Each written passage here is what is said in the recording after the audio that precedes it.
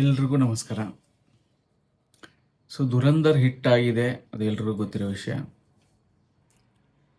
ನಾವು ಬಾಲಿವುಡ್ನ 2 ವಿಭಾಗ ಈಗ ಮಾಡಲೇಬೇಕಾಗತ್ತೆ. Before Dhurandhar, after Dhurandhar. Dhurandhar hit ಆಗಿದ್ದಕ್ಕೆ ಸಾಕಷ್ಟು ಜನ ದೊಡ್ಡ ದೊಡ್ಡ ಸೂಪರ್ ಸ್ಟಾರ್ಗಳು ಹೊಟ್ಟೆ ಕಿಚ್ಚಂತೂ ಬಂದಿದೆ. ಅಂದರೆ ಚೆನ್ನಾಗಿ ಉರ್ಕೊಂಡ್ಬಿಟ್ಟಿದ್ದಾರೆ. ಇಡೀ ಬಾಲಿವುಡ್ ಉರ್ಕೊಂಡಿದೆ. ನಾವು ಅದಕ್ಕೆ ಏನು ಮಾಡಬೇಕು, ಬಾಲಿವುಡ್ನ 2 ವಿಭಾಗ ಮಾಡಿದ್ರೆ ಬಿಫೋರ್ ಮತ್ತು ಆಫ್ಟರ್ ಧುರಂಧರ್ ಅಂತ ಮಾಡಬೇಕು. ಧುರಂಧರ್ ಹಿಟ್ ಆದಮೇಲೆ ನೋಡಿ, ಧುರಂಧರು ಯಾವುದೇ ರೀತಿಯಾದ ಪ್ರಮೋಷನ್ ಮಾಡಲಿಲ್ಲ, ಪ್ರೀಮಿಯರ್ ಶೋ ಮಾಡಲಿಲ್ಲ, ಇವೆಂಟ್ ಮಾಡಲಿಲ್ಲ, ಇಂಟರ್ವ್ಯೂಗಳು ಕೊಡಲಿಲ್ಲ, ಯಾವ ಸ್ಟಾರು ಯಾವ ಚಾನಲ್ಗೆ ಹೋಗಿ ಕೂತ್ಕೊಂಡು ಮಾತಾಡಿಲ್ಲ. ಆದರೂ ಅದು ಹಿಟ್ಟಾಯಿತು. ಅದು ಹೇಗೆ ಹಿಟ್ಟಾಯಿತು ಅಂದರೆ, ಕಂಟೆಂಟ್ ಚೆನ್ನಾಗಿತ್ತು, ಜನ ಕಾಯ್ತಾ ಇದ್ರು, ಸಖತ್ತಾಗಿ ಇಷ್ಟ ಆಗ್ಬಿಡ್ತು. ಅದನ್ನು ಮೌತ್ ಪಬ್ಲಿಸಿಟಿ ಅಂತ ಹೇಳ್ತೀವಿ, ಒಬ್ಬ ಇನ್ನೊಬ್ಬನಿಗೆ ಹೇಳುವಂಥ ಒಂದು ಪ್ರೊಸೆಸ್ಸು. ಅದರಿಂದ ಅದು ಇಡೀ ಸಿನಿಮಾ ಹಿಟ್ಟಾಯಿತು. 2 ಎಪಿಸೋಡು, 2 ಸಿನಿಮಾ ಕೂಡ ಹಿಟ್ಟಾಯಿತು, ಸಾವಿರಾರು ಕೋಟಿ ಕೂಡ ಗಳಿಸ್ತು. ಅದು ತುಂಬ ಜನಕ್ಕೆ ಆಗಿಲ್ಲ. ಕಂಟಿನ್ಯೂ ಫ್ಲಾಪ್ ಸಿನಿಮಾಗಳು ಕೊಡ್ತಾ ಇರುವಂಥ ಬಾಲಿವುಡ್ಗೆ ಇದೊಂದು ಬೂಸ್ಟರ್ ಆಗೋಯ್ತು. ಯಾವುದು, ಧುರಂಧರ್. ಈಗ ಸುದ್ದಿ ಏನಿದೆ, ರಣವೀರ್ ಸಿಂಗ್ ಅವರು ಡಾನ್ 3 ಮಾಡಬೇಕಾಗಿತ್ತು, ಅದರಿಂದ ಹಿಂದೆ ಬಂದಿದ್ದಕ್ಕೆ ಅವ್ರನ್ನ ಬ್ಯಾನ್ ಮಾಡಲಾಗಿದೆ ಅಂತ ಕಾರ್ಮಿಕರ ಒಕ್ಕೂಟ ಹೇಳಿದೆ. ಕಾರ್ಮಿಕರಿಗೆ ಕೆಲಸ ಬೇಡವಾ? ಕಾರ್ಮಿಕರು ಅಪೋಸ್ ಮಾಡ್ಬಿಡ್ತಾರ ಅನ್ನೋದೊಂದು ಸಂಶಯ ಹುಟ್ಟುತ್ತೆ. ಆ ಒಕ್ಕೂಟದ ಅಧ್ಯಕ್ಷರು ಫರ್ಹಾನ್ ಅಖ್ತರ್ ತಂದೆ ಜಾವೇದ್ ಅಖ್ತರ್ಗೆ ತುಂಬ ಕಾಸ ದೋಸ್ತು. ಬ್ಯಾನ್ ಮಾಡೋದು ತುಂಬ ಈಸಿ ಅನಿಸ್ಬಿಡುತ್ತೆ. ಓಕೆ, ಈಸಿ ಕೂಡ ಆಗಿರುತ್ತೆ.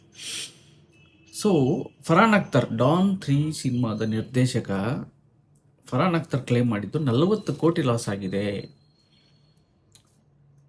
ರಣವೀರ್ ಸಿಂಗ್ 10 ಕೋಟಿ ಕೊಡಕ್ಕೆ ಬಂದರೂ ಅದನ್ನು ಬೇಡ ಅಂತಾರೆ, ಅವ್ರು ಒಪ್ಪಿರೋದಿಲ್ಲ. ಈಗ ಸದ್ಯಕ್ಕೆ ಸಲ್ಮಾನ್ ಖಾನ್ ಅವರು ಇವರಿಬ್ಬರ ಮಧ್ಯದ ಸಮಸ್ಯೆನ ಬಗೆಹರಿಸೋಕ್ಕೆ ಮುಂದೆ ಬಂದಿದ್ದಾರೆ, ಅವರು ಇಂಟ್ರೆಸ್ಟ್ ತಗೊಂಡಿದ್ದಾರೆ ಅಂತ ಕೇಳಿದ್ವಿ.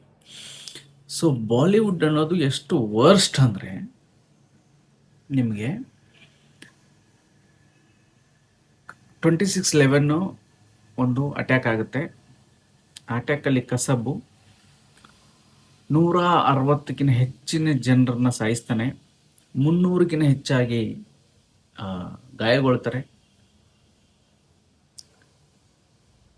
ಅವನು ಸಿಗಾಕೊಳ್ತಾನೆ, ಕೋರ್ಟ್ಗೆ ಹೋಗುತ್ತೆ. ನಿಮಗೆ ಕಸಬ್ ಕ್ಷಮಾದಾನ ಒಂದು ಅರ್ಜಿ ಕೊಡುತ್ತೆ. ಅದಕ್ಕೆ ಅಂತ ಜನ ಇದ್ರು. ಯೋಚನೆ ಮಾಡಿ, ಒಬ್ಬ ಉಗ್ರಗಾಮಿ ಬಂದು ಭಾರತಕ್ಕೆ ಬಂದು ಭಾರತೀಯರನ್ನು ಹೊಡೆದು ಎಲ್ಲ ಮಾಡಿದ್ರು, ಅದಕ್ಕೊಂದು ಕೋರ್ಟ್ ಇದೆ, ಕೋರ್ಟ್ಗೆ ಹೋಗ್ತಾರೆ. ಆ ಕೋರ್ಟ್ಗೆ ಹೋದ್ಮೇಲೆ ಅಲ್ಲಿ ಕ್ಷಮಾದಾನ ಕೊಡಿ, ಅವನಿಗೆ ಕ್ಷಮೆ ಮಾಡಿ ಅಂತ ಅದಕ್ಕೊಂದು ಪತ್ರ ಬರೀತಾರೆ. 136 ಜನ ಅದಕ್ಕೆ ಸೈನ್ ಹಾಕ್ತಾರೆ. ಆ 136 ಜನ ಕೂಡ ಯಾರು ಸಣ್ಣವರಲ್ಲ, ಎಲ್ಲ ದೊಡ್ಡ ದೊಡ್ಡ ವ್ಯಕ್ತಿಗಳು, ಘಟಾನುಘಟಿಗಳು. ಅವರು ಸೈನ್ ಹಾಕ್ತಾರೆ. ಅದ್ರಲ್ಲಿ ಹೆಚ್ಚಿನವ್ರು ಜನ ಬಾಲಿವುಡ್ನವ್ರು ಇರ್ತಾರೆ. ಯೋಚನೆ ಮಾಡಿ. ಅಂದರೆ ನಿಮ್ಗೇನು ಅನಿಸುತ್ತೆ, ಬಾಲಿವುಡ್ ಪಾಕಿಸ್ತಾನದ ಟೆರರಿಸ್ಟ್ಗಳನ್ನ ಅಪ್ರಿಷಿಯೇಟ್ ಮಾಡ್ತಾ ಇದೆ ಅಂತ ಅರ್ಥನ, ಬೆಂಬಲಿಸ್ತಾ ಇದೆ ಅಂತ ಅರ್ಥನ? ಆ ಕ್ಷಮಾದಾನ ಪತ್ರಕ್ಕೆ ಸೈನ್ ಹಾಕಿರೋರು ಬಾಲಿವುಡ್ನವರೇ ಹೆಚ್ಚು. ಈ ಮೋದಿ PM ಆಗೋ ಟೈಮಲ್ಲಿ ಅವಾಗೊಂದು ಲೆಟರು ರೆಡಿಯಾಗಿತ್ತಂತೆ, ಮೋದಿ ಬೇಡ ನಮಗೆ PM ಅಂತ. ಅದರಲ್ಲೂ ಬಾಲಿವುಡ್ನ ಎಷ್ಟೋ ಜನ ಸೈನ್ ಹಾಕಿದ್ದಾರೆ. ಇದು ಸ್ವತಃ ಬಾಲಿವುಡ್ನ ಹಿರಿಯ ನಟ ಅನುಪಮ್ ಖೇರ್ ಅವರು ಇದನ್ನು ಡಿಸ್ಕ್ಲೋಸ್ ಮಾಡ್ತಾರೆ. ಈಗ ಏನು ಅನಿಸುತ್ತೆ ಅಂದರೆ, ಭಾರತ ಅಂದರೆ ಬಾಲಿವುಡ್, ಅದು ಎಲ್ರಿಗೂ ಗೊತ್ತಿರೋಂಥ ವಿಷಯ. ಈ ಒಂದು ಬಾಲಿವುಡ್ಡನ್ನು ನಾವು 2 ಡಿವೈಡ್ ಮಾಡಲೇಬೇಕು, ಒಂದು ಬಿಫೋರ್, ಒಂದು ಆಫ್ಟರ್ ಧುರಂಧ.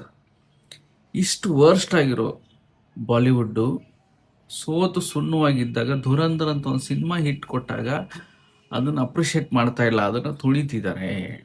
ಅವ್ರದ್ದು ಆ್ಯಕ್ಚುಲಿ ಗುರಿ ಇದ್ದಿದ್ದು ಧುರಂಧರ್ ನಿರ್ದೇಶಕ ಆದಿತ್ಯ ಧರ್ ಮೇಲೆ. ಆದಿತ್ಯ ಧರ್ ಮೇಲೆ ನಿಮಗೆ ಏನೂ ಇಲ್ಲ.